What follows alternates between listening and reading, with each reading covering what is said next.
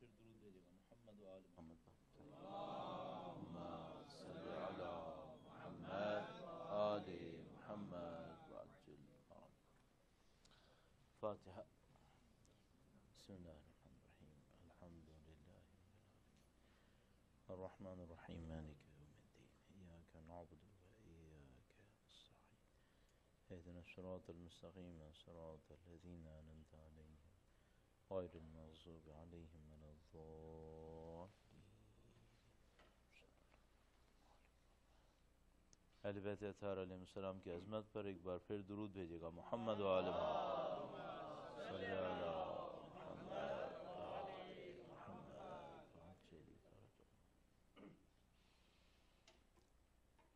اعوذ باللہ من الشیطان الرجیم. بسم اللہ الرحمن الرحیم. الحمد للہ رب العالمین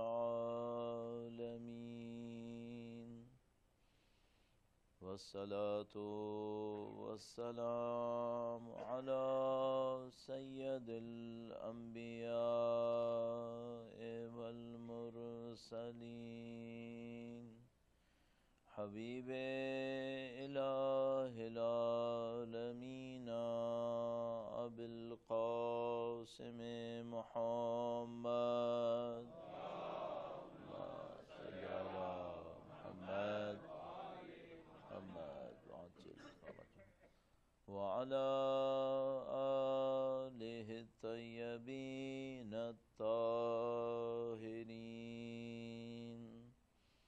سیما بقیت اللہ فی الارضین. قال اللہ تعالی فی کتابہ الکریم بسم اللہ الرحمن الرحیم. ام حسبت ان اصحاب الكهف والرقیم كانوا من آیاتنا عجبا. درود بھیجے گا محمد و آل محمد صلی علی محمد آل محمد وعجل فرجهم. پروردگار عالم کا انتہائی احسان ہے، انتہائی لطف و کرم. اس نے ہمیں اور آپ کو قرآن کریم اور اہل بیت اطہار علیہ السلام کی محبت، ان کی معرفت اور ان کے راستے پر چلنے کی سعادت نصیب فرمائی ہے. خدا متعال کا انتہائی شکر ہے، اس نے ہمیں سید الشہداء سے مربوط قرار کیا، اس فرش عزا پر بیٹھنا نصیب فرمایا ہے. اس دعا کے ساتھ کہ انشاءاللہ مرتے دموں تک ہمیں ان کے بہترین چاہنے والوں میں قرار فرمائے، دنیا اور آخرت میں اہل بیت کی ہمراہی نصیب فرمائے، ان کے فرزند اور وارث کے ظہور کا دن دیکھنا نصیب فرمائے اور ان کی نصرت کی راہ میں شہادت نصیب فرمائے. تمام دعاؤں کی قبولیت کے لیے وقت کے امام کی نظر لطف کے حصول کے لیے درود بھیجے گا محمد و آل محمد صلی علی محمد آل محمد وعجل فرجهم. پروردگار عالم نے انسان کو جن صلاحیتوں سے نوازا ہے اور جو توانائیاں انسان کو نصیب فرمائی ہیں، ان میں سب سے قیمتی اور سب سے اہم صلاحیت سوچنے سمجھنے کی، فکر اور شعور کی طاقت ہے. انسان اس کے ذریعے سے بہت ساری وہ چیزیں کر پایا ہے کہ جو دنیا میں اور کوئی مخلوق انجام نہیں دے سکی. جیسا کہ ہم جانتے ہیں انسان کے سامنے ایک نوع ہونے کے ناطے، ایک مخلوق ہونے کے ناطے کوئی اور مخلوق نہیں ہے کہ جو دنیا میں اس کا مقابلہ کر سکے جو ترقی انسان کو ملی ہے. اب ظاہر ہے ہم انسانوں کو یہ سوچنا ہوتا ہے کہ جو طاقت اور توانائی خدا متعال نے ہمیں دی ہے اس کو ہم نے اپنی مرضی سے استعمال بھی کیا ہے. اس کا وہ استعمال کون سا ہے جو خدا ہم سے چاہتا ہے، اور وہ استعمال کون سا ہے جو بہرحال ہم نے کر لیا ہے لیکن شاید خداوند متعال کے نزدیک وہ اصلی استعمال نہیں ہوگا۔ ہم جانتے ہیں کہ دنیا میں جو اللہ کے نام کے دشمن بھی گزرے ہیں انہوں نے بھی عقل کو استعمال کیا۔ اگر خداوند متعال نے ہمارے سامنے اپنے بعض دشمنوں کو اتنی تفصیل سے بتایا ہے جتنا اپنے دوستوں کو بھی نہیں بتایا، تو ہمیں سوچنا پڑتا ہے کہ ان دشمنوں کا ذکر اتنی تفصیل سے کیوں ہوا ہے۔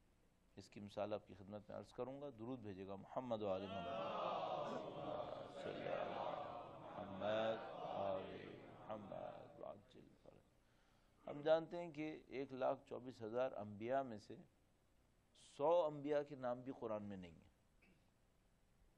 اور جتنے انبیاء کے نام قرآن کریم میں ذکر ہوئے ہیں ان میں چند انبیاء کے ذکر کے علاوہ جو خداوند متعال نے تفصیل سے کیے ہیں، باقی انبیاء کا ذکر اجمالاً ہی صرف نام کی حد میں ہوا ہے، زیادہ تفصیلات ہمیں پاس معلوم نہیں ہیں۔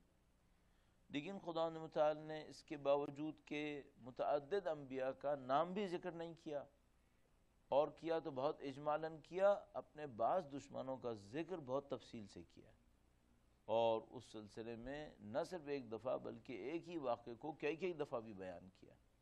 اور ان دشمنوں میں شاید سر فہرست جس دشمن کا تذکرہ خداوند متعال نے کثرت سے کیا ہے وہ فرعون ہے۔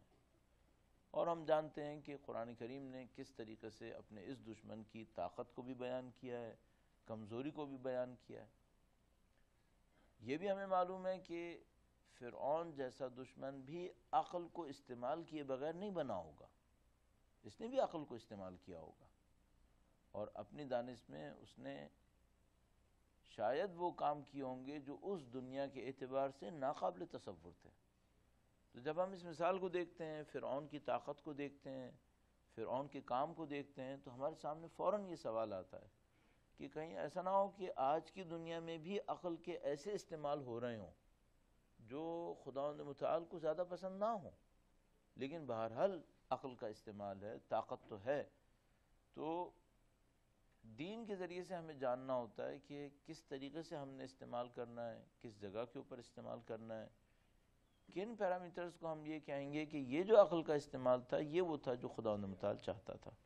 تو ہم اس کا نتیجہ ہم نکالنے کی طرف جاتے ہیں، تو ہم یہ دیکھتے ہیں کہ شاید دلائل سے یہ کام حل نہیں ہوگا، نتائج سے ہم اس کا جائزہ لے سکتے ہیں۔ میں انتظار کر رہا تھا کہ یہ آواز تیز کر دیں تو پھر میں اپنے اصلی مفہوم پر آؤں، تو اس لیے کافی ٹائم لگایا انہوں نے۔ اگلی دفعہ جلدی کر دیں تو ہمارا بھی وقت بچ جائے گا۔ درود بھیجے گا محمد و آل محمد صلی اللہ محمد آل محمد وعجل فرج۔ بہرحال مینجمنٹ میں انسان آہستہ آہستہ سیکھتا ہے، ابھی تو صرف 20 سال ہوئے، خیر سیکھ لیں گے انشاءاللہ۔ ایک بار پھر اپنی صحت و سلامتی کے لیے، مزید ترقی کے لیے درود بھیجے گا محمد و آل محمد صلی اللہ محمد و آل محمد وعجل فرجہ۔ تو اعزائے محترم، ہمیں جس کام کے بارے میں یہ سوچنا ہو کہ یہ کام صحیح ہوا ہے یا غلط ہوا ہے، تو ہم معمولاً نتائج سے اس کا جائزہ لیتے ہیں۔ تو اگر آپ کی اور ہماری دنیا کے اندر کوئی یہ کہے کہ یہ یونیورسٹی دنیا کی بہترین یونیورسٹی ہے، تو ہم معمولاً یہ پوچھتے ہیں کہ اس یونیورسٹی نے اب تک جو کچھ پروڈیوس کیا ہے وہ کیا تھا۔ دعووں سے تو کوئی فائدہ نہیں ہوتا ہے، نتائج کے ذریعے سے دیکھا جاتا ہے۔ اسی طریقے سے اگر ہم لوگ یہ دعویٰ کریں کہ ہم جس دین پر چل رہے ہیں یہ دین وہ دین ہے جو اللہ کے نبی نے دیا تھا، یہ وہ دین ہے جس کے لیے ائمہ نے قربانی دی تھی، تو ہمیں فوراً یہ سوچنا ہوتا ہے کہ اس کے جو نتائج ہم حاصل کر رہے ہیں وہ نتائج کون سے ہیں، اور یہ وہ نتائج ہیں کہ جو اللہ نے، اس کے نبی نے اور ائمہ نے چاہے تھے۔ اچھا، بجائے یہ کہ ہم ظاہر ہے کہ اس کو بہت بڑی ایک پکچر کے اندر لائیں آسان کرنے کی خاطر کہ کہیں ایسا نہ ہو کہ بات صرف تھیوریٹیکلی ہوتی رہے، میں کوشش یہ کر رہا ہوتا ہوں کہ اس کو فرد کے لیول پہ لے آؤں، انڈیویژول لیول پر لے آؤں، کیونکہ جب ہم سوشل لیول کے اوپر جاتے ہیں تو گویا اپنی رسپانسبلٹی کو کسی اور کے کندھے پہ ڈال دیتے ہیں، لیکن اگر انڈیویژول لیول کے اوپر لے آئیں تو پھر ہمیں یہ جاننے کا موقع ملتا ہے کہ ہم کہاں پہ کھڑے ہوئے ہیں۔ تو اگر میں آپ سے کہوں کہ معاشرے کو کیسا ہونا چاہیے تھا تو وہ بات صحیح ہے، بہت ضروری ہے، لیکن ان کو اگر میں ڈسکس کروں گا تو شاید میں اور آپ یہ نہیں سمجھ پائیں گے کہ ہم نے کیا کیا۔ تو میں معاشرے کی اہمیت کو اپنی جگہ کے اوپر رکھتے ہوئے اس بات پر آؤں گا کہ جو دین انسان بنانا چاہتا تھا وہ انسان کیسے انسان تھے. اس سے ہمیں فائدہ یہ ہوگا کہ ہم تھوڑا سا مقایسہ یہ کر سکیں کہ ہم وہ بنیں یا نہیں بنیں، اور اس کے بعد ہم میں سے جو لوگ اپنی زندگی میں بہتری لانا چاہتے ہیں ان کو یہ پتہ چل جائے کہ اب اگر ہم وہ بننا چاہتے ہیں تو ہمیں کیا کرنا ہوگا. میں اس سے پہلے کہ یہ آرائز پیش کروں ایک اور پوائنٹ آپ کی خدمت میں اسی پروڈکٹیوٹی کے اوپر رکھتے ہوئے عرض کروں گا. درود بھیجے گا محمد و آل محمد صلی اللہ محمد و آل محمد وعجل فرج. آپ کے ذہن میں ہوگا کہ کل آپ کی خدمت میں عرض ہوا تھا کہ دین کا باقی رہنا اس کی دلیل نہیں ہوتی کہ یہ صحیح بھی ہے. دین کے اندر ایک عجیب طاقت ہے، اور وہ طاقت دین کے اندر ایک طرف سے فائدہ مند ہے، ایک طرف سے نقصان دہ ہے. دین کی جو طاقت ہے وہ یہ ہے کہ اس کے اندر عبودیت ہے، یعنی کسی نہ کسی انداز میں ایک فالوئنگ ہے، پیروی ہے اس میں. اچھا، اس میں فائدہ یہ ہے کہ یہ جو فالو کرنے کا عنصر ہے، کسی کے پیچھے چلنے کا عنصر ہے جو دین کے معاملے میں خدا ہے، یہ لوگوں کو یہ اطمینان دے دیتا ہے کہ ہم جس کے پیچھے چل رہے ہیں وہ ہمیں ہدایت دے گا. لیکن غلطی اس میں اس وقت آتی ہے کہ ہم وہ نہیں کرتے جو ہمیں کرنا چاہیے تھا، اور ہم انتظار کر رہے ہوتے ہیں کہ وہ ہدایت دے دے گا. تو یہ بڑا کرٹیکل ایشو ہے. تو دین کے اندر اچھی بات یہ ہے کہ یہ چلتا ہے. تو وہ دین جو میں نے آپ کی خدمت میں کل عرض کیا تھا کہ جو دین 2000 سال پہلے آبسولیٹ ہو گیا تھا وہ بھی چل رہا ہے، جو 1500 سال پہلے ختم ہو جانا چاہیے تھا وہ بھی ابھی تک باقی ہے. تو ہمیں فوراً یہ دیکھنا ہوتا ہے کہ بھئی یہ صحیح ہے کہ دین باقی ہے، لیکن صرف دین کا باقی رہنا معیار نہیں ہے کہ یہ صحیح بھی ہے. تو ہم کیسے اس بات کو چیک کریں کہ یہ صحیح چل رہا ہے نہیں چل رہا؟ تو میں نے عرض کیا انڈیویجول لیول کے اوپر آ کر ہمیں دیکھنا ہوتا ہے جو دین انسان بنانا چاہتا تھا وہ بن رہا ہے یا نہیں بن رہا ہے. اگر وہ بن رہے ہیں اس کا مطلب ہے کام صحیح ہے، اور یہی جو انسان ہوں گے یہ معاشرہ بنائیں گے تو معاشرہ بھی وہی بن جائے گا جو خدا بنانا چاہتا تھا. لیکن اگر خدا نہ کرے نعوذ باللہ دین کے نام پہ سب کچھ ہو رہا ہو اور وہ انسان نہ بن رہے ہوں تو پھر معاملہ خراب ہو گیا. پھر آپ مجھ سے یہ نہیں کہہ سکتا میں آپ سے کہ بھئی دیکھیے دین صحیح ہے چونکہ عمارت بہت بڑی ہے، اس کے اندر 2000 آدمی آتے ہیں، اس کے اندر یہ ہوتا ہے. اس سے بات نہیں بنے گی. سب سے امپورٹنٹ یہ دیکھنا پڑے گا وہ لوگ بن رہے ہیں جو دین بنانا چاہتا تھا یا وہ نہیں بن رہے. اب وہ دین کون سے، وہ لوگ کون سے ہیں جو خدا بنانا چاہتا تھا، وہ معاشرہ کون سا ہے جو خدا بنانا چاہتا تھا. تو اجمالاً اس کا جواب بہت آسانی سے ہم کہہ سکتے ہیں. ہم کہیں گے کہ دیکھیے جو قرآن کریم آپ کے ہاتھ میں ہے یہ بلو پرنٹ ہے اس انڈیویجول کا اور اس سوسائٹی کا جو خدا بنانا چاہتا تھا. اس کے میں آپ کی خدمت میں عرض کروں گا. درود بھیجے گا محمد و آل محمد صلی اللہ محمد و آل محمد وعجل فرج. قرآن کریم کو کس انداز سے دیکھا جائے؟ ایک انداز یہ ہے کہ عبادت کی کتاب ہے، آپ اس کو پڑھتے رہیے اور اس سے ثواب حاصل کیجیے. ظاہر ہے کہ بالکل صحیح کام ہے اور اس کو پڑھنا ہے اور ثواب حاصل بھی کرنا ہے. لیکن اگر اس عنوان سے دیکھیں کہ خداوند متعال اس کتاب کو کتاب ثواب نہیں کہتا بلکہ کتاب ہدایت ہے. اگر یہ کتاب ہدایت ہے تو یہ ہدایت دیتی کیسے ہے؟ تو اس کا ایک سادہ سا جواب یہی ہے کہ اس کے اندر وہ انسان بنا دیا گیا ہے، وہ سوسائٹی بھی بتا دی گئی ہے جو خدا بنانا چاہتا ہے. وہ انسان بھی موجود ہے جو خدا بنانا چاہتا ہے، وہ سوسائٹی بھی موجود ہے جو خدا بنانا چاہتا ہے. آپ کو صرف یہ کرنا ہوگا، پہلے شکوہ کم کا تھا اب شکوہ زیادہ کا ہے، شاید ہم لوگ قانے نہیں ہیں. شاید درود بھیجے گا محمد و آل محمد صلی اللہ محمد و آل محمد وعجل فرج. ظاہر ہے کہ اس میں ہم لوگوں کے اپنے بولنے کا انداز بھی ہے جو شروع میں تھوڑا سا لو ہوتا ہے، بعد میں تھوڑا سا اوپر جاتا ہے، پھر کہیں اور جا کے لو ہو جاتا ہے. تو اب یہ مشین کہاں تک ایڈجسٹ کرتی پھر، اور وہ پیچھے بیٹھے جو انسان ہیں وہ بھی پریشان ہو جاتے ہیں بھائی میں کتنی دفعہ ایڈجسٹ کر رہا ہوں. لیکن اللہ انشاءاللہ ان کی ہمتوں میں اضافہ فرمائے گا انشاءاللہ. ہاں یہ مینجمنٹ کی نہیں ہوگی باہر. تو اس میں یہ تھا کہ یہ جو قرآن کریم ہے اس کا ایک بہت سادہ سا کام ہے. کہنے کو تو سادہ ہے، ویسے مشکل ہے، لیکن سادہ کام اس لحاظ سے ہے کہ آپ اسے پڑھتے جائیے اور اس کو دیکھتے جائیے کہ اس میں جو انسان ہے وہ کیسا ہے، اور اپنے آپ سے پوچھتے جائیے کیا میں یہی ہوں؟ بہت آسان کام. قرآن کریم پڑھیے، ایک صفحہ پڑھ لیجیے. ایک صفحہ پڑھنے کے بعد دیکھیے کہ اس کے اندر اگر کسی انسان کا ذکر ہو رہا ہے، چاہے وہ نبی ہو، چاہے وہ کسی بھی طریقے سے ہو، وہ جو انسان ذکر ہو رہا ہے اس کے اندر، وہ کیسا انسان ہے؟ اور جس کا ذکر اس میں ہو رہا ہے اگر اچھائی میں ہے تو کیا میں وہی ہوں؟ اور اگر برائی میں ہے کہیں میں وہ تو نہیں ہوں؟ پھر ہم اپنی لائف کو قرآن کے حساب سے لا پائیں گے. پھر قرآن ہمارا نقشہ ہوگا اور ہم وہ بلڈنگ ہوں گے جس نقشے پر وہ بنی ہوئی ہوگی. اس طریقے سے ہم قرآن کریم سے فائدہ اٹھا سکتے ہیں. اب میرا کام جو کل میں نے آپ کی خدمت میں عرض کیا تھا اور آج سے ہم اس کو شروع کرنا چاہ رہے ہیں، وہ یہ ہے کہ کچھ ایسے پیرامیٹرز بتائے جائیں، ذکر کیے جائیں جس پر میں اور آپ اپنے آپ کو جج کر سکیں. آیا ہم وہی ہیں جو خدا بنانا چاہتا ہے یا ہم کچھ اور ہیں؟ اور اگر کچھ اور ہیں ہم اس کمی کو کیسے پورا کریں گے؟ تو میں دو کام کروں گا. ایک تو یہ عرض کرنا چاہوں گا کہ خدا کیا بنانا چاہتا ہے، اور دوسرا یہ عرض کرنا چاہوں گا کہ اس کو بننے کے لیے ہمیں کرنا کیا ہوگا. ایک بار پھر درود بھیجے گا محمد و آل محمد صلی علی محمد و آل محمد وعجل فرج. اچھا، ہم لوگوں کو ایک خطرہ بھی ہوتا ہے.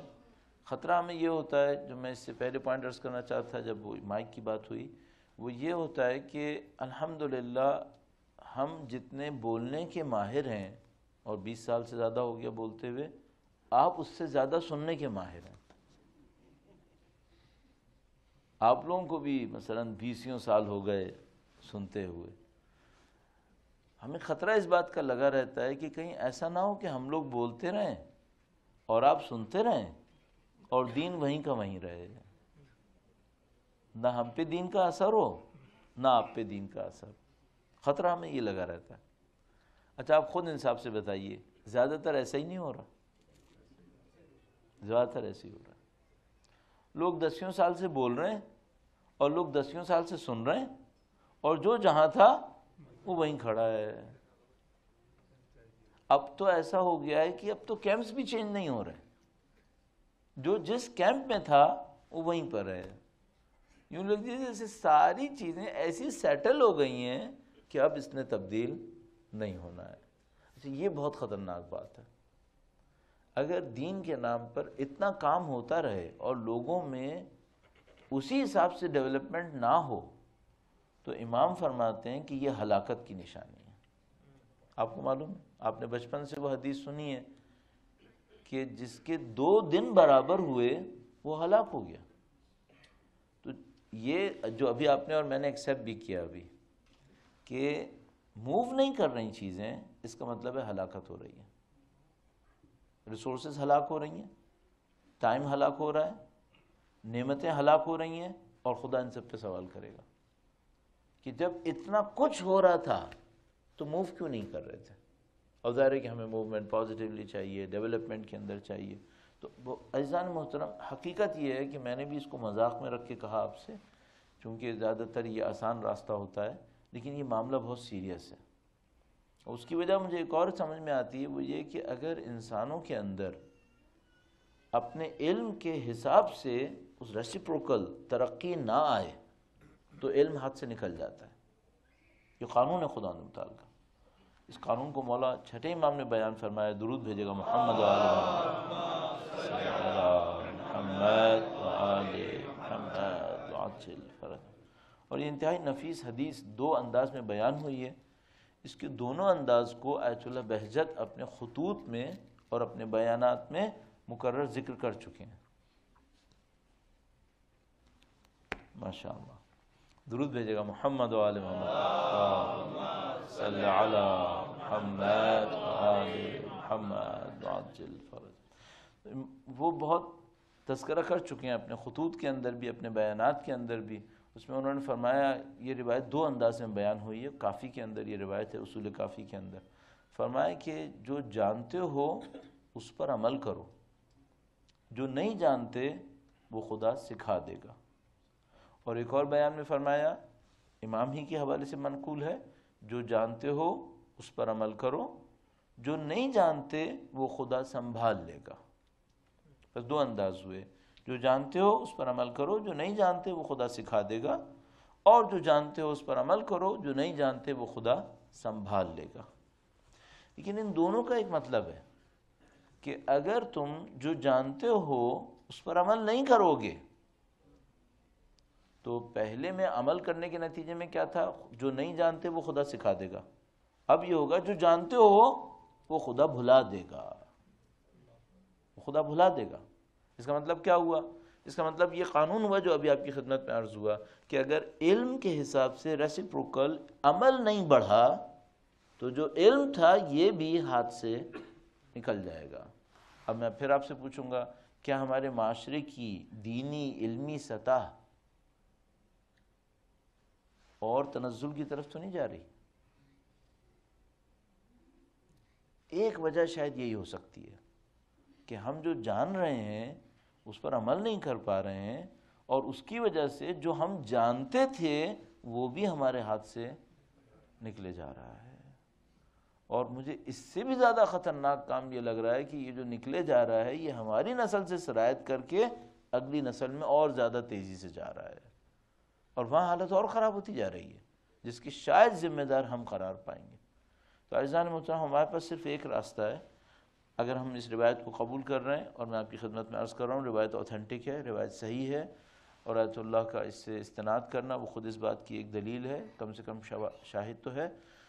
تو ہم پر صرف ایک راستہ بنے گا، وہ یہ کہ جو ہم جانتے ہیں اس کی مناسبت سے اپنے عمل میں بھی اضافہ کریں، ورنہ خدا نہ کرے برے نتائج جو ہیں وہ ہمارے سامنے آ سکتے ہیں. اب اس کو کیسے بیان کرنا ہے کہ جو ہمیں پتہ چلنا چاہیے اور اس کے حساب سے ہماری زندگی بننی چاہیے وہ کیا ہے، تو یہی کوشش ہم یہاں پہ کریں گے. اور میں پہلے نقطے سے اس کا آغاز کروں گا. درود بھیجے گا محمد و آل محمد.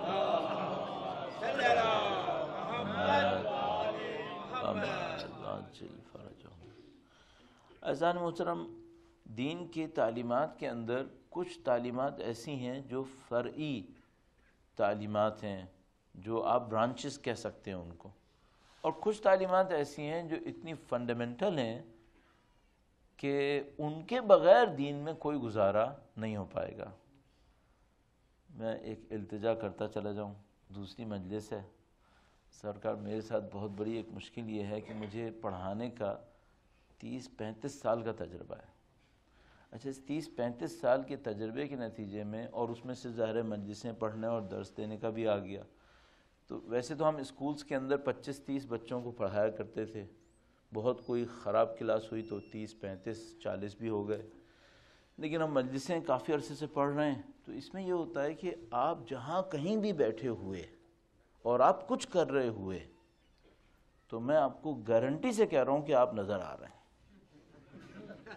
مطمئن رہیے گا، میں نے اس میں بہت تجربہ کما لیا ہے.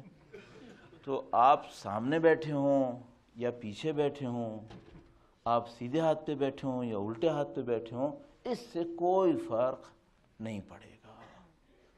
تو ہمیں اب یہ تھا کہ ایک واقعہ ہوا، میں نے تھوڑا صبر کر لیا، دوسرا واقعہ ہوا، میں نے پھر صبر کر لیا. تو میں آپ سے گزارش کروں گا کہ آپ دیکھیے، ویسے تو مجھے اچھا لگے گا کہ میرا صبر بڑھتا رہے، لیکن یہ ہے کہ آپ کے ساتھ اچھا نہیں ہوگا، آپ کا وقت ضائع ہوگا. میں ڈسٹریکٹ ہوتا رہوں گا، میں کچھ اور سوچتا رہوں گا، اور جس کام کے لیے میں اتنی دور سے آیا ہوں سفر کر کے، اور آپ کے پاس بھی اور آپشنز تھے کام کرنے کے، آپ کا وقت ضائع ہوگا سر. تو براہ مہربانی آپ تھوڑا سا خیال کیجیے گا. ویسے تو آپ امریکہ کے رہنے والے ہیں، یہ ملک آداب کو ترک کرنے کا ماہر ملک ہے، لیکن مجلس کے کچھ آداب ہوتے ہیں جس میں یہ ہوتا ہے کہ کھانا نہ کھائیں آپ یہاں بیٹھ کر، یہاں پہ بیٹھ کے ہنسی مذاق مت کریں. تو آپ ماشاءاللہ کافی سینئر لوگ ہیں یہاں پہ، اب آپ بچے نہیں ہیں، اس کا ذرا خیال کر لیجیے گا. درود بھیجے گا محمد والے.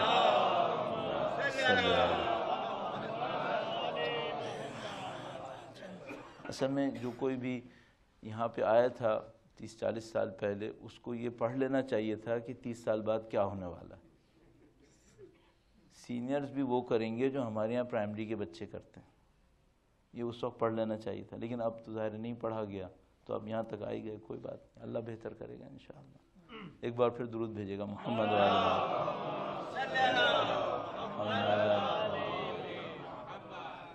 دین کے اندر کچھ تعلیمات ایسی ہیں جو بہت فنڈامنٹل ہیں اور کچھ تعلیمات ایسی ہیں جو برانچز میں ہیں. تو وہ جو برانچز میں ہیں اگر اس میں کچھ کمپرومائز ہو جائے تو وہ جو فنڈامنٹل تعلیمات ہیں وہ اس کو سنبھالتی ہیں. لیکن خدا نہ کرے نعوذ باللہ تعالی اگر کہیں بنیاد میں غلطی ہو جائے تو اس کے بعد دو مشکلات آتی ہیں. ایک تو یہ کہ فرعی جو تعلیمات ہوتی ہیں وہ اس کو سنبھال نہیں سکتی. دوسری مشکل یہ ہوتی ہے اور خطرناک معاملہ وہ یہ کہ اگر کسی کی بنیاد میں خرابی آ جائے دین کی بنیاد میں اور فروعات کو اس نے اچھا سنبھالا ہوا ہو تو خود اس کو بھی پتہ نہیں چلے گا کہ میرے ساتھ معاملہ خراب ہو گیا. دیکھیے دو صورتیں ہو سکتی تھیں. برانچز میں خرابی آئی ہے اور فروعات بھی خراب ہو گئے تو اس آدمی کے پاس کم سے کم پتے خراب ہوتا دیکھ کر یہ سمجھ جائے گا کہ بھئی برانچ کو مین میں بھی خرابی ہے. لیکن خدا نہ کرے اگر ایسا ہو کہ پتے تو صحیح چل رہے ہیں اور تنا خراب ہو گیا.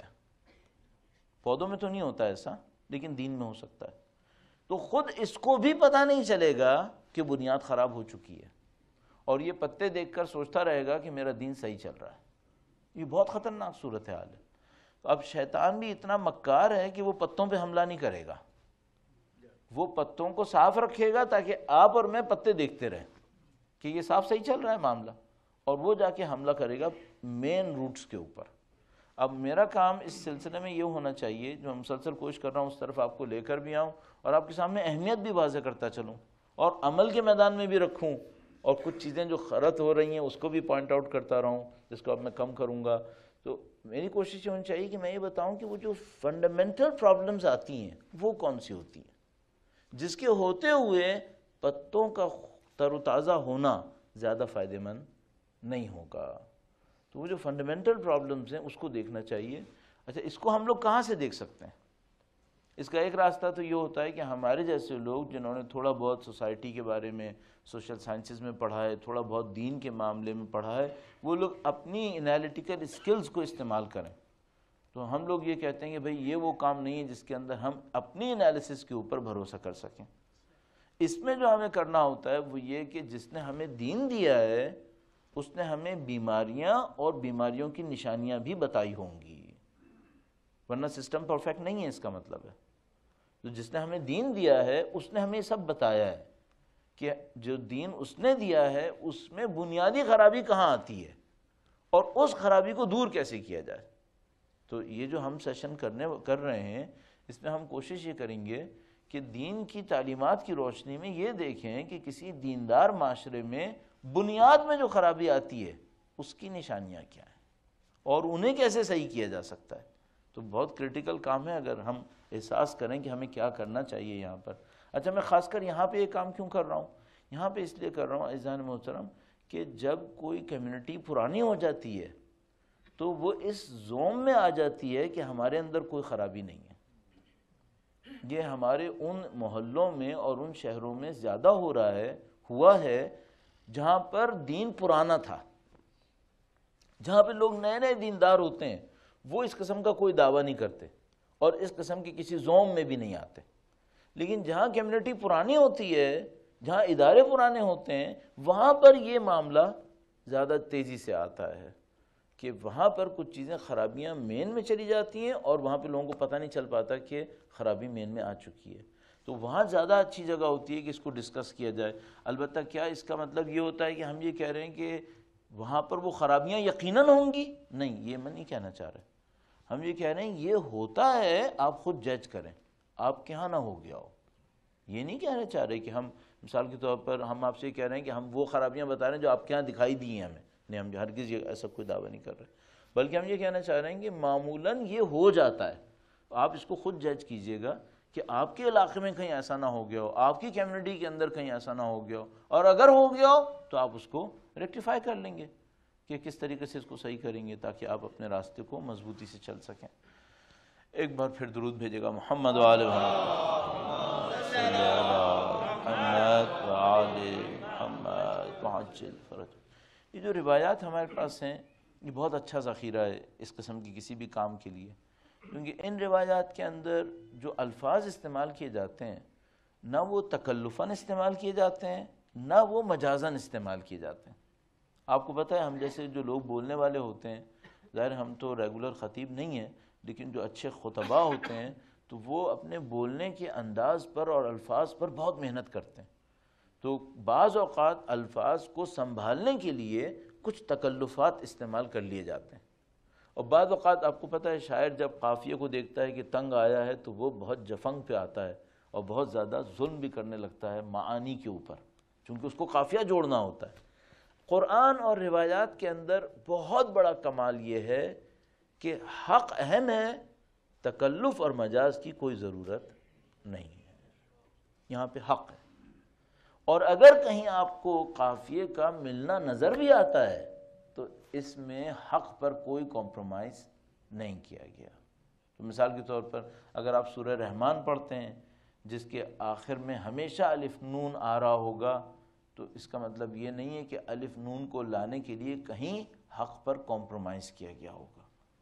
یا مثلا اگر مولا کائنات کے آپ کلمات پڑھتے ہیں جن میں ایک قافیہ بعض اوقات آپ کو نظر آتا ہے، تو آپ قطعاً یہ مت سوچیے گا کہ اس میں حق پر کوئی ہلکا سا بھی کمپرومائز ہوا ہوگا. نہیں، یہاں حق کمپرومائز نہیں ہوتا ہے. یہ شعر نہیں ہے اور نہ ان کی شان ہے کہ وہ شعر کہیں، سوائے حق کی کوئی بات نہیں کہتے. وما ينطق عن الهوى ان هو الا وحی یوحی. تو ہمارے پاس یہ روایت بہت اچھا ذخیرہ ہے. اب ایک روایت میں آپ کی خدمت میں عرض کرتا ہوں جس سے اس طرح کی ایک فنڈامنٹل پرابلم ہمیں سمجھ میں آ رہی ہے. اب اتنی دیر سے میں مقدمات لگائے چلے جا رہا ہوں، اور اس لیے کر رہا ہوں تاکہ آپ اس بات کو لائٹ نہ لیں. یہ بھی ہمیں اندازہ ہے کہ کہاں پہ کوئی بات ذرا ہلکی لے لی جاتی ہے تو اس کا اثر پھر ختم ہو جاتا ہے. تو یہ سارے مقدمات میں اس لیے بنا رہا ہوں آپ کے سامنے تاکہ آپ اس کو ہلکا نہ لیجیے گا.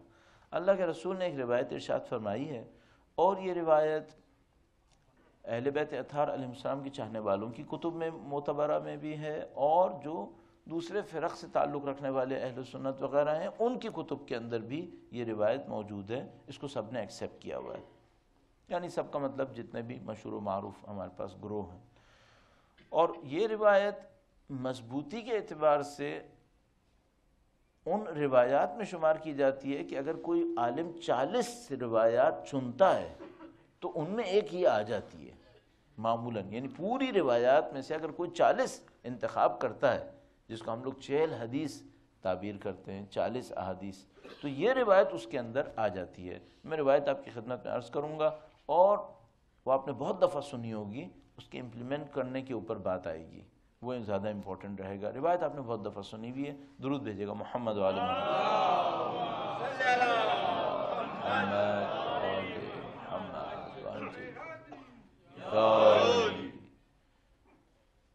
اللہ کے رسول نے ارشاد فرمایا کہ دنیا کی ساری برائیاں اگر ایک کمرے میں رکھی جائیں تو اس کمرے کی چابی ام الخبائث شراب ہے.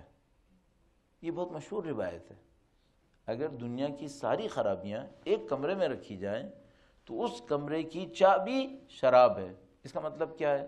اس کا مطلب یہ ہے کہ آپ کسی نعوذ باللہ تعالی کوئی کسی دروازے کے سامنے ہو اور اس دروازے کے پیچھے کمرہ ہے اور کمرے کے اندر ساری برائیاں رکھی ہیں، تو اگر اس کے ہاتھ میں وہ چابی آ گئی اور اس نے وہ چابی تالے میں ڈال کر تالا کھول دیا، جیسے ہی دروازہ کھلے گا یہ ساری بیماریاں اس کے اوپر آئیں گی. تو دوسرے لوگ بیماریوں کے اتنے ایکسپوجر پہ نہیں ہوں گے جتنا یہ شخص ہوگا جس کے ہاتھ میں یہ چابی ہے. تو اس کا مطلب یہ ہوا کہ اگر خدا نہ کرے نعوذ باللہ تعالی کسی نے شراب سے رشتہ جوڑ لیا تو اس کی زندگی میں یہ ساری برائیاں بہت تیزی سے لگیں گی. صحیح ہے؟ اچھا، ابھی تک اس کا پریکٹیکل امپلیمنٹیشن آپ نہیں دیکھ پائیں گے. دوسرا جملہ جو بعد میں ہے وہ امپورٹنٹ ہے، اس سے بھی زیادہ امپورٹنٹ، ویسے تو ہر چیز امپورٹنٹ ہے. فرمایا اور جھوٹ شراب سے بدتر ہے. یہاں پہ زیادہ مسئلہ ہے.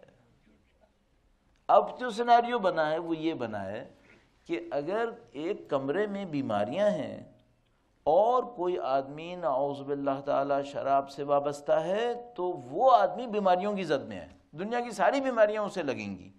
لیکن جو جھوٹ بولے گا اسے وہ بیماریاں شرابی سے زیادہ لگیں گی.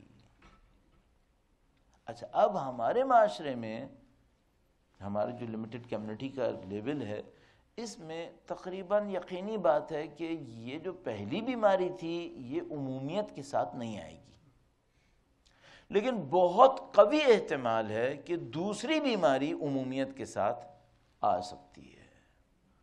اور یہ ہم نے بہت زیادہ دیکھ لیا ہے، آپ نے اور میں نے، وہ یہ کہ بعض اوقات ایسا ہوتا ہے کہ کوئی چھوٹی بیماری سے تو لوگ بہت طاقت سے بچ جاتے ہیں، لیکن کسی بڑی بیماری کے اندر بڑی آسانی سے پھنس جاتے ہیں۔ اب مجھے یہ دیکھنا ہوگا کہ بھئی یہ جو اللہ کے رسول نے فرمایا، اور ظاہر ہے کہ اس کے اندر کوئی ڈاؤٹ نہیں ہے کہ یہ حقیقت ہے، کیونکہ روایت صحیح ہے، اللہ کے رسول کا بیان بالکل واضح ہے۔ سوال یہ ہوگا کہ یہ جو ہم نے کہا کہ جھوٹ شراب سے بدتر ہے، اس جھوٹ کا مطلب کیا ہے، اور اس کی کیا صورتحال اسلام کے اندر رکھی گئی ہے، بیان کی گئی ہے؟ درود بھیجے گا محمد و آل محمد۔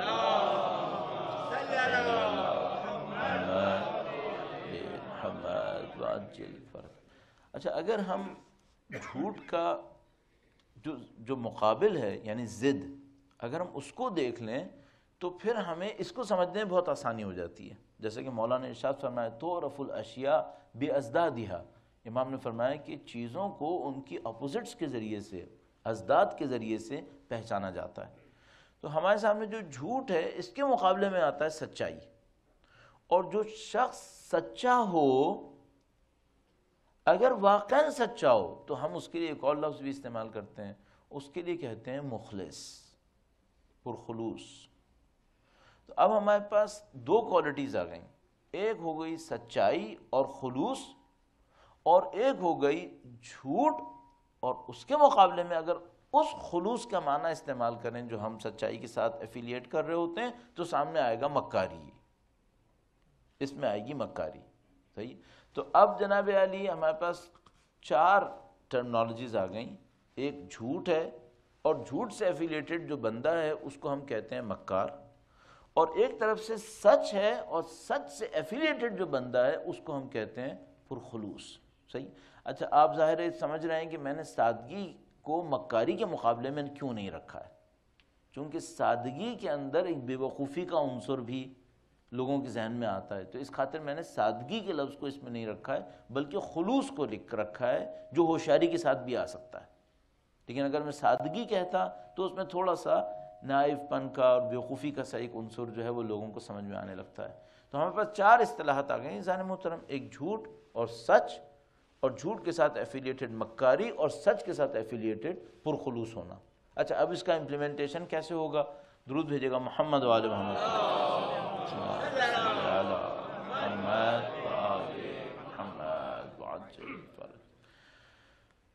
اس کا امپلیمنٹیشن اس طریقے سے ہوگا کہ دین مبین نے ہمارے اندر ایک خاصیت دیکھنی چاہیے، اور وہ خاصیت یہ ہے کہ دین ہمیں جیسے ہم ہیں ویسا ہی دکھانے کی تعلیم دیتا ہے، جیسا کہ ہیں۔ دین ہم پہ اصرار کرتا ہے، ہم سے یہ کہتا ہے کہ تم اپنے اندر دو پرسنالٹیز مت بناؤ، ایک پرسنالٹی بناؤ، اور وہ اتنی صاف ستھری بناؤ اندر سے کہ اسی کو باہر دکھانے میں تمہیں کوئی دشواری نہ آئے۔ تو دین کا اصرار اس بات کے اوپر بہت زیادہ ہے۔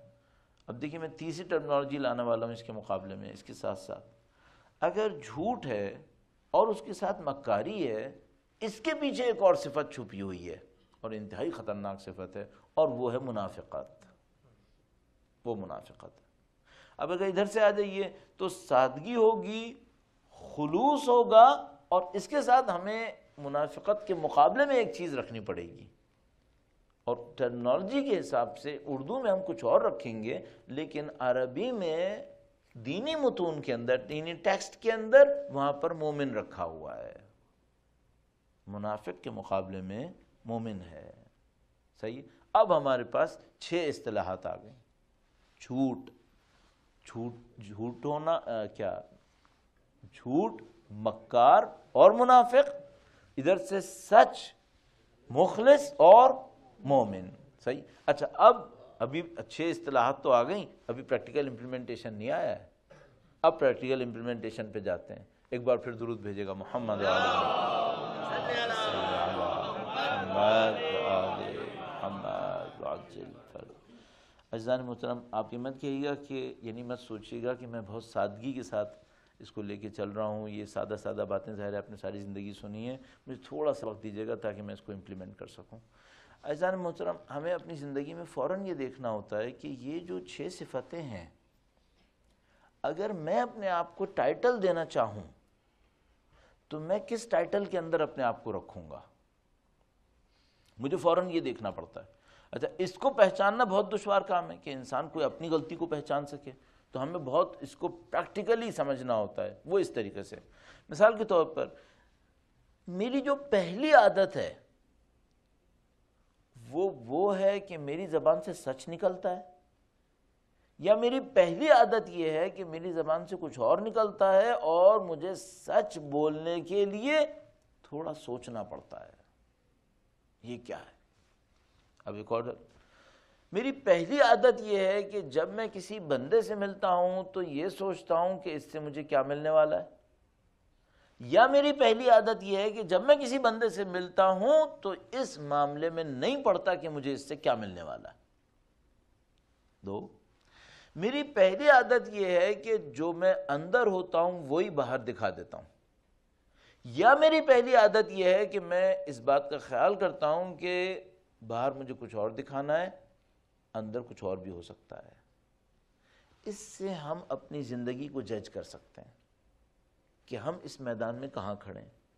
اب میں اپنے اوپر رکھ لیتا ہوں تاکہ آپ کو مذاق اڑانے میں بھی آسانی رہے اور آپ کو برا بھی نہ لگے۔ تو مثال کے طور پر میرا جیسا ایک بندہ جتنا علم رکھتا ہے اتنا ہی دکھاتا ہے عادتاً، یا علم کم رکھتا ہے اور عالم اپنے آپ کو زیادہ دکھاتا ہے۔ تو اگر میں پہلا ہوں تو میں مومن ہوں، اور اگر میں دوسرا ہوں تو میں منافقت سے زیادہ نزدیک ہوں۔ اگر میں کہیں پر جاتا ہوں تو پہلے یہ دیکھتا ہوں کہ ان لوگوں سے مجھے کیا فائدہ ہونے والا ہے، یا میں پہلے یہ سوچتا ہوں کہ میرے دین نے مجھے کیا ذمہ داری دی ہے۔ اگر میں پہلا ہوں تو میں مکاری سے نزدیک ہوں، اور اگر میں دوسرا ہوں تو میں پرخلوص ہونے سے نزدیک ہوں۔ اور اسی طریقے سے جب میں کوئی بات عرض کر رہا ہوتا ہوں تو کیا اپنے اندر مطمئن ہوتا ہوں کہ یہ سچ ہے اور سچ کے سوا کچھ نہیں ہے، یا حتیٰ اپنے اندر بھی تردد رکھتا ہوں کہ کوئی نہ ڈھونڈے تو بہتر ہے، کیونکہ غلط بیانی بھی نکل سکتی ہے۔ اس سے ہمیں اپنے آپ کو جانچنے میں آسانی ہوتی ہے کہ ہم کون ہیں۔ اچھا، ہم اس بات کو خود جانچ لیں، یہ بہت بہتر ہے۔ اس کی وجہ یہ ہے کہ یہ ہو ہی نہیں سکتا کہ ہمیں نہ جانچا جائے، یہ ممکن ہی نہیں۔ یعنی جب اللہ کے رسول نے فرمایا ہے کہ یہ بنیاد ہے، تو یہ کیسے ہو سکتا ہے کہ اس بنیاد پہ ہمارا کوئی جائزہ نہیں لے گا، جبکہ اللہ کا رسول کہہ رہا ہے کہ بنیاد ہے یہی؟ تو اس کا مطلب ہے قطعاً اس کے اوپر ہمارا جائزہ لیا جائے گا۔ تو آپ اور میں اس سے پہلے کہ وہ ہمارے بارے میں فیصلہ کریں، خود اپنے بارے میں فیصلہ کر لیں۔ اچھا، اب اس کے نتائج کیا ہوتے ہیں؟ اس کے نتائج بہت سادہ ہیں عزیزان محترم۔ دیندار جب دینداری کر رہا ہوتا ہے تو 2 قسم کی دینداری ہوتی ہے۔ ایک دینداری وہ ہوتی ہے جو بڑی ابتدائی سی دینداری ہوتی ہے، سادگی میں ہوتی ہے اور بڑے ہی سادگی کے ساتھ چل رہی ہوتی ہے۔ میں 1-2 مثالیں آپ کی خدمت میں عرض کرتا ہوں۔ درود بھیجے گا محمد و آل محمد پر۔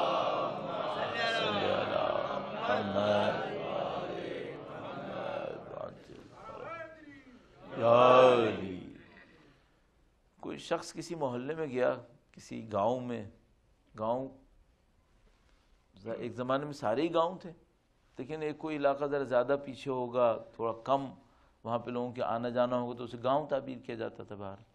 تو وہ کہیں پہ گیا اور وہاں پر اس نے کسی آدمی سے پوچھا کچھ وقت گزارنے کے لیے کہ کیا میں یہاں پہ رک سکتا ہوں؟ انہوں نے کہا ہاں رک جاؤ، کوئی مسئلہ نہیں ہے۔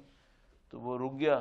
کچھ عرصے کے بعد کسی سے ملا اور کہنے لگا کہ میں بڑی مشکل میں ہوں، میرا فلاں معاملہ بہت سخت ہوا ہے۔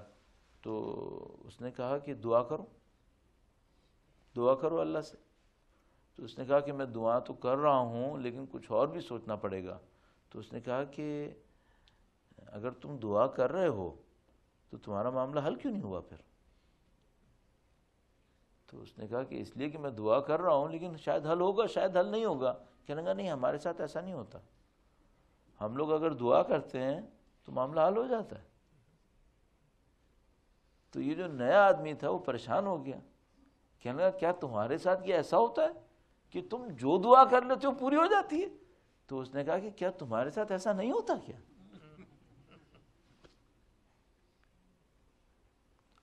یہ جو سادگی ہے یہ ابتدائی دینداروں کی سادگی ہے. یہ جو گاؤں والے ہیں نا یہ ابتدائی دیندار ہیں. یہ جو ابتدائی طور پہ دیندار ہوتے ہیں یہ بڑے سادہ ہوتے ہیں. یہ دین کے احکام پر جس کو اردو میں من و عن کہتے ہیں یقین کر لیتے ہیں کہ یہ ہے اور ایسے ہی ہوگا. جو پرانے دیندار ہوتے ہیں وہ ایسے نہیں ہوتے, وہ اس میں بہت ساری چیزوں میں حاشیوں میں جا چکے ہوتے ہیں اور اس کے ایکسپرٹ ہو چکے ہوتے ہیں. تو یہ جو پرانے دیندار ہوتے ہیں یہ اس بات کے بہت ایکسپرٹ ہوتے ہیں کہ شکل بھی باقی رہے اور جو دین نے چاہا تھا وہ بھی نہیں ہوگا. اب جو ہمارا دین ہے اس نے ہم سے سچ مانگا ہے, اور کہیں ایسی کوئی جگہ ہو زندگی میں جہاں سچ نہ بولا جائے, سچ بولنا مصیبت کا سبب ہو رہا ہو, اس کے لیے اس نے توریہ دیا تھا. اچھا اس نے سچ کیوں مانگا تھا؟ اس نے سچ اس لیے مانگا تھا کہ وہ لوگوں کو سچا دیکھنا چاہتا تھا. وہ نہیں دیکھنا چاہتا تھا کہ وہ اندر سے کچھ ہوں اور باہر سے کچھ ہوں, وہ یہ نہیں دیکھنا چاہتا تھا. تو اس نے سچ مانگا تھا. لیکن پھر توریہ کیوں سکھایا تھا؟ توریہ اس لیے سکھایا تھا کہ کبھی سچائی کسی کی جان لینے کا سبب بنے تو اس کے پاس راہ حل ہو کہ جھوٹ بولے بغیر کسی کی جان بچا سکے. اچھا اب وہ جو قدیم دیندار معاشرے ہوتے ہیں وہ یہ تو جانتے ہیں کہ سچ بولنا ہے, لیکن وہ یہ بھی جانتے ہیں کہ توریہ بھی ایک راستہ ہے. تو وہ اس پہ اتنا چلتے ہیں کہ پریکٹیکلی وہیں پہنچ جاتے ہیں جہاں معاشرے میں جھوٹ نے پہنچانا تھا. اور وہ جگہ کون سی ہے؟ وہ جگہ ہے اعتماد کا ختم ہو جانا, باتوں پر اعتماد کا ختم ہو جانا. یہ نشانی ہے پرانے دینداروں کی. یعنی پرانے جو دیندار ہوتے ہیں وہ ایک ایسی جگہ پہ پہنچ جاتے ہیں کہ وہ جھوٹ تو نہیں بول رہے ہوتے لیکن اعتماد بھی نہیں کر رہے ہوتے, کیونکہ ان کو معلوم ہوتا ہے کہ سچائی اپنی پوری گہرائی تک ہمارے اندر باقی نہیں رہی ہے. تو عزیزان محترم سچ کے بہت سارے چیپٹرز ہیں. سچ کا ایک چیپٹر یہ ہوتا ہے کہ آدمی غلط بات کہے, ایک چیپٹر یہ ہوتا ہے کہ زبان سے غلط نہیں کہے, چہرے سے غلط کہے, اور سچ کا ایک چیپٹر یہ ہوتا ہے کہ روح کی گہرائی تک وہی کہے جس پہ وہ یقین رکھتا ہے. اگر آپ کی اور میری سوسائٹی میں سچ اس گہرائی تک نہیں ہے تو پھر میں آپ کو یقین سے کہہ سکتا ہوں کہ اسی پروپورشن پر برائیاں بھی رائج ہوں گی جتنی پروپورشن پہ سچائی اس گہرائی تک نہیں ہے. اور وجہ آپ کے سامنے ہے, اللہ کے رسول کی روایت. اللہ کے رسول نے فرمایا تھا کہ اگر کسی کمرے میں برائیاں جمع ہوں, یہ دوسری دفعہ ہوا کہ رسول کا نام آیا, کسی نے درود بھیجا, میں نے پھر بڑھا دیا, آپ درود بھیجا.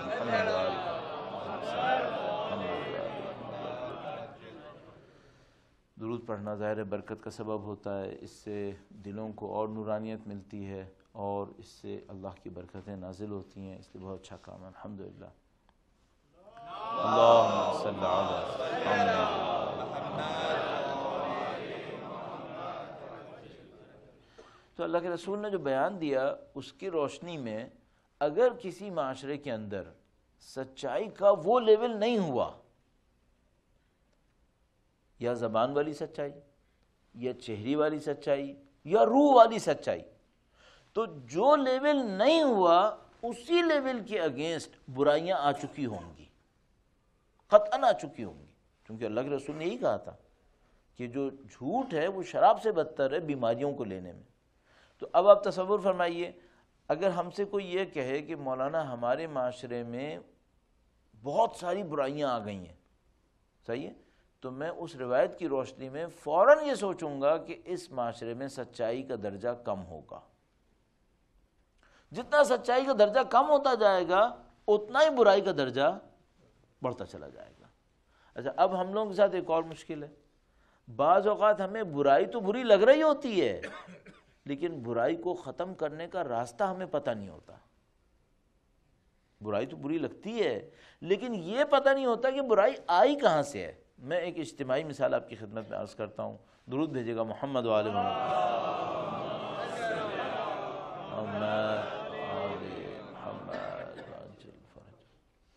اگر آپ ظاہر ہے آپ کے ذہن میں کیوں ہوگا، جب پچھلی دفعہ آپ کی خدمت میں حاضر ہوا تھا تو ایک دفعہ بات ہوئی تھی کرپشن کے اوپر کہ سوسائٹی میں کرپشن کیوں آتا ہے، اور اس کے اندر ہم نے بہت تفصیل سے ایک بیان آپ کی خدمت میں عرض کیا تھا، اور اس میں ایک جگہ پہ عرض کیا تھا کہ اگر آپ کسی مثلاً آپ یہاں سے کسی پاکستانی ایئرپورٹ پہ اترے اور صرف اس وجہ سے کہ آپ امریکہ سے تشریف لائے ہیں اور آپ کے پاس تھوڑے سے پیسے زیادہ ہو سکتے ہیں جو معمولاً نہیں ہوتے ہیں، لیکن اگر سوچ لے کوئی اور کوئی آپ کا اس وجہ سے احترام کرے تو آپ کو اچھا لگے گا یا برا لگے گا؟ بنیادی طور پہ احترام ہونا کسی کو برا نہیں لگتا، لیکن احترام کا معیار کیا ہو یہ وہ سوچتا بھی نہیں ہے کہ یہ جو میرا احترام ہو رہا ہے اس کی بیس کیا ہے۔ صحیح ہے؟ اچھا اگر پیسے کی وجہ سے ہو رہا ہو اور وہ احترام میں قبول کر لوں تو یہ سمجھ لیجیے میں نے کرپشن کی بنیاد رکھ دی، میں کرپشن کا بانی ہو گیا۔ کیوں؟ اس کی وجہ یہ ہے کہ میں نے لوگوں کے سامنے اس کو ایکسیپٹ کر لیا کہ پیسے کی بنیاد پر احترام ہوگا۔ اچھا جب کسی کو غربت کی وجہ سے احترام نہیں ملے گا تو وہ غلط ہو یا صحیح پیسہ کمانے کی طرف جائے گا، چاہے رشوت ہی ہو، اور وہ پیسے کے ذریعے احترام حاصل کرنے کے لیے رشوت بھی لے گا۔ اور اس کے بانیوں میں سے ایک بانی میں تھا، جب میں نے پیسے کی بنیاد پر جو اپنا احترام ہو رہا تھا اسے ایکسیپٹ کر لیا تھا۔ تو یہ چین بہت لمبی ہو جاتی ہے بعض اوقات۔ اسی طریقے سے یہ چین سوسائٹی میں آئی ہوئی ہے۔ اگر آپ کو یہ خوف ہے کہ آپ کی سوسائٹی میں کچھ اختلافات ہیں جو پھیلتے چلے جا رہے ہیں اور ختم نہیں ہو رہے، دیکھیے بہت سچائی سے ہمیں ماننا پڑے گا کہ جہاں کہیں بھی میں پاکستان سے باہر جاتا ہوں، پاکستان کے جو اندر ہیں وہ تو بیچارے جانتے ہی ہیں تو وہ ہم سے کہتے بھی نہیں ہیں، جہاں کہیں ہم باہر جاتے ہیں تو ہم سے لوگ یہ سوال ضرور کرتے ہیں کہ پاکستان کے شیعہ متحد کیوں نہیں ہو جاتے۔ صحیح؟ اچھا میں معمولاً یہ عرض کیا کرتا ہوں کہ بھائی میں پاکستانی قوم کا بہت بڑا فین ہوں، تو مجھے اچھا نہیں لگتا کہ کوئی اس طرح سے پاکستانی قوم کے اوپر خاص کر اہل بیت کے چاہنے والوں پر باتیں کرے، تو میں اس کے اوپر کاؤنٹر اٹیک کر دیتا ہوں، اور میں ان سے کہتا ہوں کہ دیکھو جو پاکستانی لوگ ہیں نا یہ تو غریب لوگ ہیں، یہ تو فقیر لوگ ہیں، یہ سارے جاہل ہیں، ایسا سوچتے ہیں لوگ۔ آپ ماشاءاللہ پڑھے لکھے ہو، آپ متحد ہو جاؤ پہلے، پھر ان کو بھی کہہ دینا۔ اچھا وہ تو 3 کروڑ ہیں، اور اگر وہ 3 کروڑ میں ہوتے ہوئے 15-20 گروپ بنائے ہوئے ہیں تو پھر تو کوئی مسئلہ بھی نہیں ہے، آپ تو مٹھی بھر ہو، آپ نے کیوں 10 بنائے ہوئے؟ ماشاءاللہ پڑھے لکھے ہو تو آپ کو تو درد بھی زیادہ ہونا چاہیے چونکہ آپ غیر جگہ پہ رہ رہے تھے۔ صحیح؟ اور اگر آپ نہیں ہو پائے تو کس اخلاقی مقام پہ کھڑے ہو کر ان کو نصیحت کرنا ہے؟ کون سا مقام؟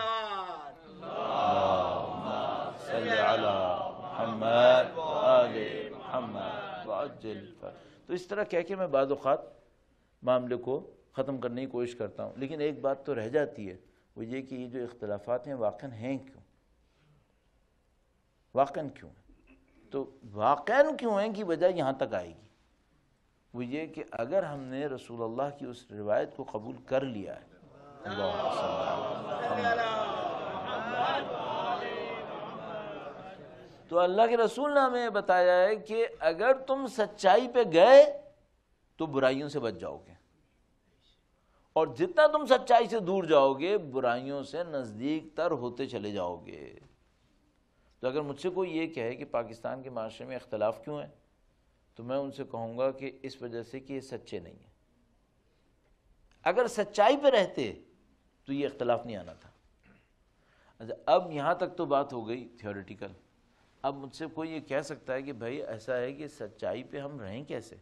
سچائی کے 3 لیول ہو گئے نا، ایک تو یہ تھا کہ زبان کے سچے ہیں آپ، چہرے کے سچے ہیں، پھر دل کے بھی آپ سچے ہیں، اس پہ رہ کیسے سکتے ہیں؟ مثال کے طور پر ایک آدمی ہمارے سامنے آیا ہے، آدمی ہمیں اچھا نہیں لگتا ہے، تو کیا کریں؟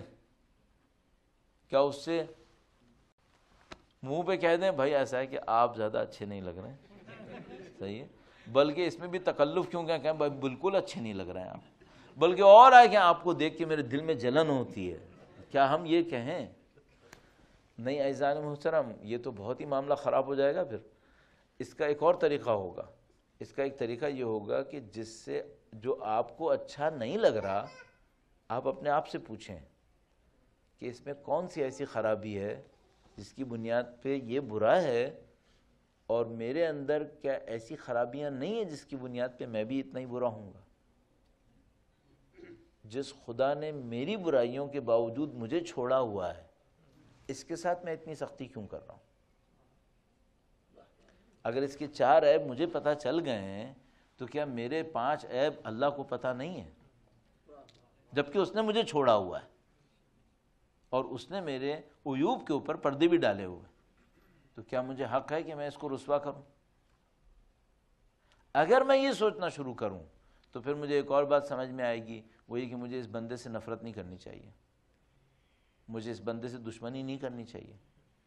بہت زیادہ اگر میں کروں، اس کی برائی کو صحیح کرنے کی کوشش کروں، اس سے نفرت نہ کروں، اس کو دیکھ کے میرا دل نہیں کڑنا چاہیے، زیادہ سے زیادہ مجھے ایسے سوچنا چاہیے۔ اگر میں ایسے سوچوں گا، اب میں سچائی کے ساتھ اس سے مل سکوں گا، نہ مجھے مکاری کی ضرورت ہے، نہ مجھے منافقت کی ضرورت ہے، میں اس سے مل سکتا ہوں، چونکہ وہ اللہ کا بندہ ہے۔ اللہ کا بندہ ہونے کے ناطے جتنا میں اللہ کے نزدیک اچھا ہوں، اتنا یہ بھی اللہ کے نزدیک اچھا ہے، مجھے کوئی حق نہیں ہے اس کے بارے میں کچھ بات کہنے کی۔ تو اعزائے محترم، جو کام ہمیں کرنا پڑے گا اپنے دینی معاشرے کو بچانے کی خاطر اور اپنے دینی ماحول کو بچانے کی خاطر، وہ یہ کہ ہمیں اپنی روح تک جا کر وہ بنیاد بنانی پڑے گی جس میں سچائی ایجاد کی جا سکے۔ اب دیکھیے انہی باتوں میں ایک اور بات بھی پتہ چلی، ہم سچائی کو اس وقت تک ایجاد نہیں کر پائیں گے جب تک ہم روح کے اندر تک عقیدے کی سطح پر کام نہ کر لیں۔ اس کو میں عرض کرنے کی کوشش کروں گا اور اس کے بعد آپ کی زحمت تمام کروں۔ درود بھیجے گا محمد و آل محمد، محمد و آل محمد وعجل فرجہ۔ میں نے آپ کی خدمت میں عرض کیا کہ اگر میں ظاہری طور پہ سچ بولنے کی کوشش بھی کروں تو یہ معاشرے میں اور بلوا ہو جائے گا۔ اگر ظاہری طور پہ سچ بولنے کی کوشش کروں تو اس کا راستہ کیا ہوگا؟ اس کا راستہ یہ ہوگا کہ مجھے پہلے اندرونی طور پر کچھ چیزوں کو صحیح کرنا پڑے گا، اور اندرونی طور پہ صحیح کرنے کے لیے کیا کرنا ہوگا؟ مجھے اپنے عقائد کے اوپر محنت کرنی پڑے گی، اپنے عقائد پہ محنت کرنی پڑے گی۔ ایک مثال اور عرض کرتا ہوں، وہ اس طریقے سے، مثلا فرض کر لیجئے کہ کسی کے ہاتھ میں کوئی کام ہے اور وہ میرا کام ہے اور وہ نہیں کر رہا ہے، صحیح ہے؟ اب یہ آدمی مجھے اچھا لگے گا یا برا لگے گا؟ ظاہر ہے کہ برا لگے گا۔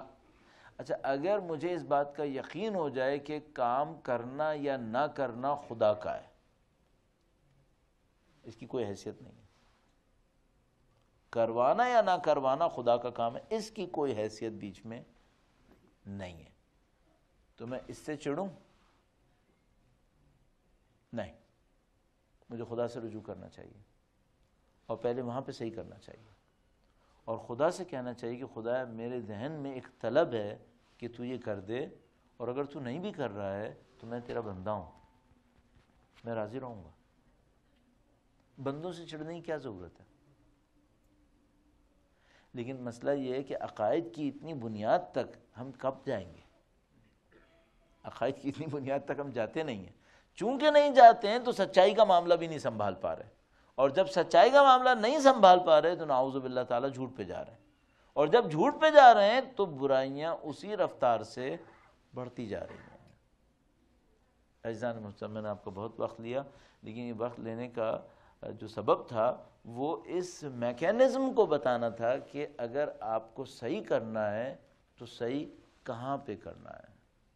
تو آپ یقین فرمائیے صحیح اس طرح سے نہیں ہوگا کہ میں آپ سے کہوں کہ ہم سب سچ بولنا شروع کر دیں، یہ نہیں ہوگا، کیونکہ اگر ہم سچ بولنا شروع کریں گے اس طرح سے جس طرح اس وقت ہیں، معاملہ اور خراب ہو جائے گا۔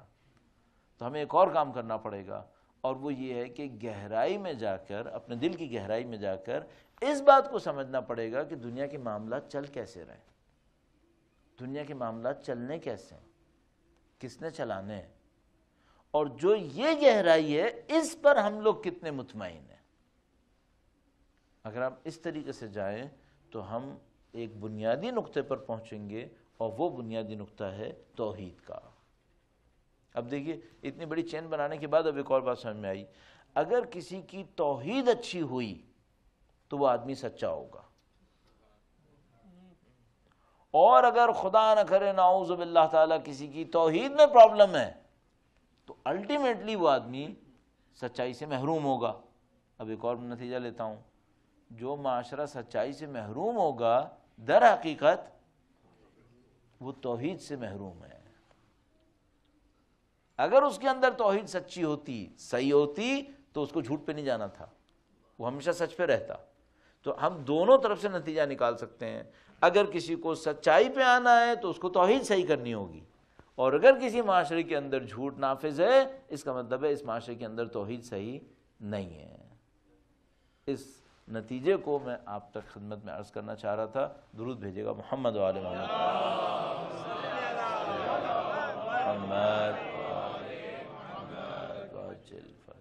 تو اب ہمارا کام جو ہے وہ بہت آسان ہے، اگر ہمیں یہ میکینزم سمجھ میں آ جائے، اور یہ تصور کیجئے کہ میں اپنے لیے سوچ رہا ہوں، فرض کر لیجئے، اس کے اوپر ابھی بعد میں بات ہوگی کل پرسوں یا کبھی بھی، وہ یہ کہ ہماری زندگی یہاں پہ ختم ہو جائے گی، ہم کہیں اور جائیں گے، اس کے اوپر ابھی بات کر لیں گے تفصیل سے، تو مجھے فوراً یہ سوچنا پڑے گا کہ بھئی اگر تمہاری زندگی یہاں پہ کسی بھی لمحہ ختم ہو سکتی ہے تو تمہیں اپنے اندر برائیاں جتنی جلدی وہ ختم کرنی ہے، چونکہ تمہاری لائف کے باقی کتنی مدت ہے اس کا تمہیں پتہ نہیں ہے، تو تمہیں اپنی برائیاں بہت تیزی سے ختم کرنی ہے، اور اگر برائیاں بہت تیزی سے ختم کرنی ہے تو پھر اس کا مطلب یہ ہے کہ تمہیں اپنے عقائد بہت تیزی سے صحیح کرنے ہیں۔ تو عزیزان محترم، اصل کام یہیں پر ہے، اور اب میں اور آپ کتنا بھی اس بات کے اوپر کوشش کرتے رہے نا، مثلا اگر مجھ سے کوئی یہ کہے کہ مولانا یہ جو پاکستان کا معاشرہ ہے اس کے اندر اس سوسائٹی میں اختلافات بہت زیادہ ہیں، کیا یہ لوگ ایک پلیٹ فارم پہ جمع نہیں ہو سکتے؟ تو کیا بہتر نہیں ہے اس کے لیے ایک اور پلیٹ فارم بنا دیا جائے؟ تو میں اس سے کہوں گا کہ پھر ایسا کرو کہ قیامت تک پلیٹ فارم بناتے رہو گے، اور پریکٹیکلی یہی ہو بھی رہا ہے کہ ہم ہر کچھ عرصے کے بعد ایک نیا پلیٹ فارم کریٹ کر دیتے ہیں۔ کیا اس سے پرابلم سالو ہوگی؟ ایکچولی نہیں، اس سے سالو نہیں ہوگی۔ ہاں، بس صرف ایک راستہ ہے، اپنے فنڈامنٹلز پہ جائیں اور ان فنڈامنٹل کو صحیح کر لیں، اور میں آپ کی خدمت میں عرض کر رہا ہوں آپ کے پاس بھی یہی ایک راستہ ہے۔ اگر آپ کو اس معاشرے کے اندر دین کو ترقی دینی ہے، اگر آپ کو اس معاشرے کے اندر اپنا کردار انجام دینا ہے، آپ کے ہمارے پاس صرف ایک راستہ ہے، ان فنڈامنٹلز کو سالو کر لیجئے، ان کو اپنے اندر مضبوط کر لیجئے، اور اس کے اوپر تھوڑی سی بات کریں گے انشاءاللہ اگلے چند دنوں کے اندر۔ میں نے ابھی جو کوشش کروں گا وہ یہ کہ اس ٹائپ کے میکینزم جو ہمارے دین کے اندر لگے ہوئے ہیں، بیان کیے گئے، ان کو کسی طریقے سے آپ کی خدمت میں عرض کروں۔ کل میں ایک اور ٹاپک کو عرض کرنے کی کوشش کروں گا، اور وہ یہ ٹاپک ہے کہ یہ خوشی کیسے آتی ہے، جو میرے لیے بہت امپورٹنٹ ہے کہ بھئی مجھے خوشی کا احساس ہو، اس کو آپ سکون بھی کہہ سکتے ہیں۔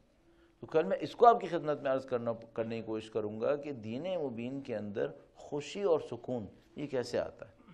اور آپ کو یاد ہوگا میں نے شروع میں عرض کیا تھا کہ میں نے آپ کی خدمت میں وہ پرابلمز عرض کرنی ہے جو پرانے دینداروں کو لاحق ہوتی ہیں، اور ان پرابلمز میں سے ایک پرابلم آپ کی خدمت میں عرض کر دی، اس کا میکینزم بھی بیان کر دیا کہ برادر یہ جو پرابلم ہمارے پاس آتی ہے وہ یہ کہ ہم سچائی سے محروم ہو رہے ہوتے ہیں، اور وہ سچائی سے جو محرومی ہے وہ ہمیں پتہ کیوں نہیں چلتی؟ چونکہ ہم توریہ کا بے حد استعمال کر رہے ہوتے ہیں، اور اس کی وجہ سے ہم نعوذ باللہ تعالیٰ کسی معاشرے میں مکاری کی حد میں اور کسی معاشرے میں منافقت کی حد میں پہنچ جاتے ہیں، لیکن ہمیں پتہ نہیں چل پا رہا ہوتا، چونکہ ہم نے ظاہری طور پہ پکچر کو صحیح کیا ہوا ہوتا ہے۔ اور اس کو صحیح کرنے کا طریقہ جو ہوگا میں نے آپ کی خدمت میں عرض کیا، ہمیں فنڈامنٹلز میں جا کر اپنی توحید پہ محنت کرنی ہوتی ہے، جس کے بارے میں کبھی عرض کروں گا ابھی ان 4 دنوں کے اندر، پھر وہاں سے ہم دوبارہ واپس آ سکتے ہیں، اور میں تیسری چوتھی دفعہ کہہ رہا ہوں کہ میں اس کو عرض کرنے کی کوشش کروں گا۔ اللہ کا کرم ہے، خدا کا شکر ہے کہ دین کی تعلیمات نے ہمیں کسی بھی مرحلے میں نا امید نہیں کیا ہے، یعنی کوئی مرحلہ ایسا نہیں ہے جس کے اوپر بندہ پہنچے اور خدا نہ کرے نعوذ باللہ تعالیٰ دین اس سے کہے کہ آپ کے پاس کوئی راستہ نہیں ہے۔ الحمدللہ رب العالمین، اس دین کے اندر ہمیشہ راستہ موجود ہے، ہمیشہ راستہ موجود ہے۔ ہمیں صرف یہ کرنا ہوتا ہے کہ اس دین کے راستے کو سمجھنے کی کوشش کرنی ہوتی ہے کہ وہ ہے کیا۔ اور آپ اور میں جو الحمدللہ اللہ کی دی ہوئی اس نعمت یعنی سید الشہداء کے فرش کے اوپر موجود ہے، یہ ہمیں بڑی امید دلا رہا ہوتا ہے کہ اگر خداوند متعال سید الشہداء کے راستے پہ نہ چلانا چاہتا تو ہمیں یہاں کیوں لایا؟ اس کا مطلب ہے ہمارا کوئی تعلق ہے، اس کا مطلب یہ ہے کہ خدا ہمیں سید الشہداء کے ہدف میں کہیں نہ کہیں دیکھنا چاہتا ہے۔ عزیزان محترم، کتنی عظیم الشان نعمت ہے یہ نعمت کہ خدا ہمیں حسینی دیکھنا چاہتا ہے، اپنے نبی کے نواسے سے منسوب دیکھنا چاہتا ہے۔ نعرہ صلوات،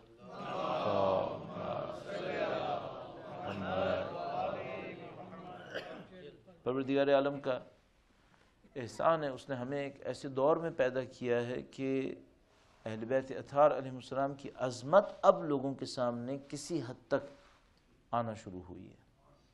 اب جب پوری دنیا یہ دیکھ رہی ہے کہ کروڑوں انسان سید الشہداء کے عشق میں اور سید الشہداء کی محبت میں اپنے اپنے گھروں سے نکلتے ہیں، مختلف جگہوں پہ جمع ہوتے ہیں، اور ان میں کئی کروڑ انسان سید الشہداء کے روضہ مبارک کی طرف جاتے ہیں، کب تک دنیا یہ حقائق چھپائے گی؟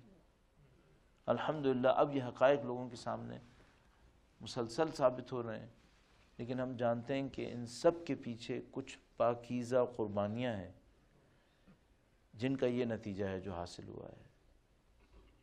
سید الشہداء نے جب کربلا جانے کا ارادہ کیا تو ہم جانتے ہیں کہ سید الشہداء نے جنگجو افراد کو جمع نہیں کیا، بلکہ سید الشہداء جنگجو کے بجائے پاکیزہ انسانوں کو جمع کر رہے تھے، اور اس پاکیزگی کی علامت یہ تھی کہ سید الشہداء نے اپنے لشکر میں حضرت علی اصغر جیسے مظلوم کو بھی رکھا ہوا تھا۔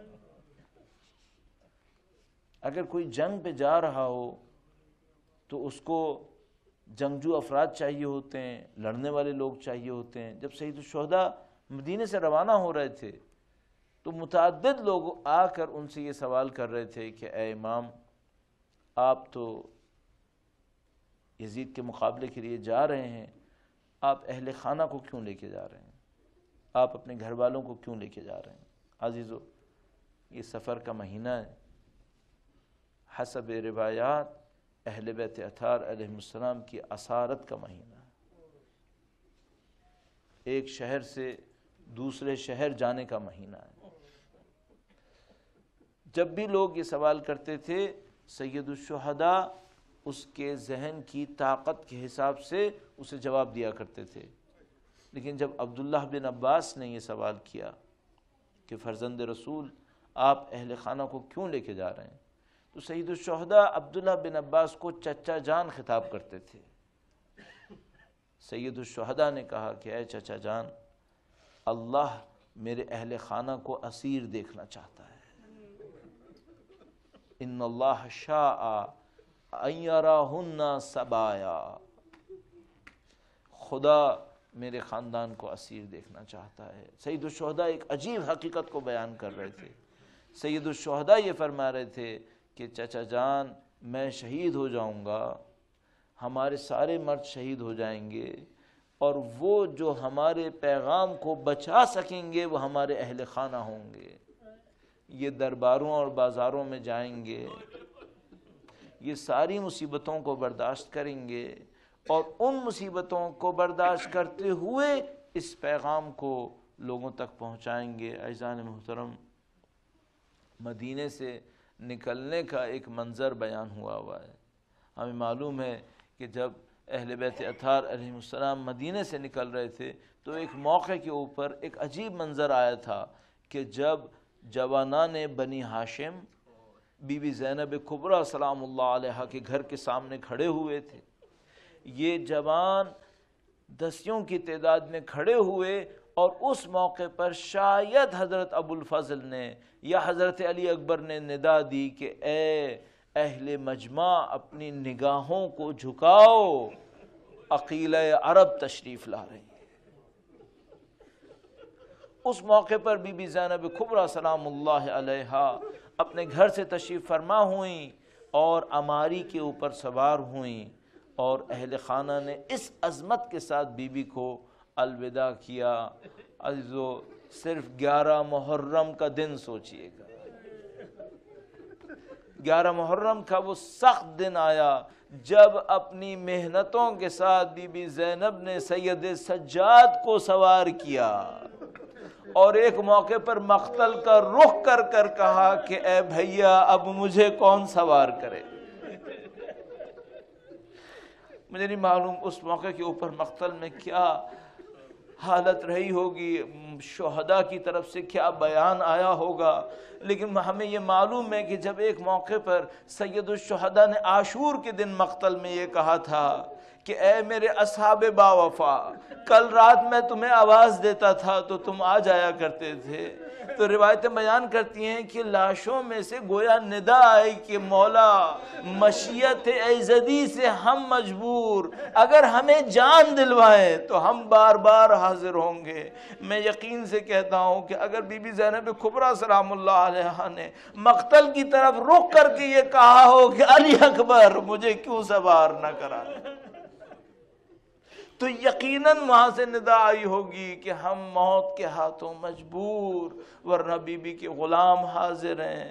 آج تو بی بی کی قربانیاں، بی بی کا یہ انداز اس موقع پر پہنچا۔ آخری روایت عرض کرنے کی آپ کو زحمت دوں گا، بس ایک موقع آیا، خداوند متعال نے جس گھرانے کو عزت اور کمال کے ساتھ دنیا میں ارسال کیا، ان ظالموں نے ایک وہ مقام رکھا، کبھی ان کی ماں کو بازار اور دربار میں بلایا اور کبھی ان کو بازار اور دربار میں بلایا۔